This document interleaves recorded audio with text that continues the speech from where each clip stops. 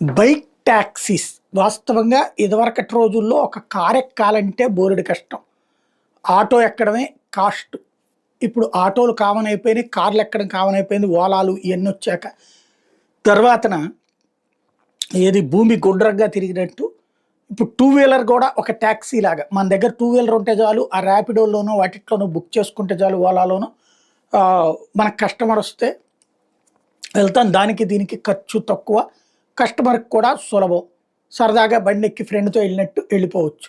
అయితే దీంట్లో ఈ మధ్యన జరిగినటువంటి తరచు సంఘటనల తర్వాత దీనికి ఒక ఆర్గనైజ్డ్ లేదు అన్నటువంటి పాయింట్ మీద కోర్టు ఇచ్చిన ఆదేశాలతో తాజాగా బైక్ ట్యాక్సీలని కర్ణాటకలో నిషేధించారు.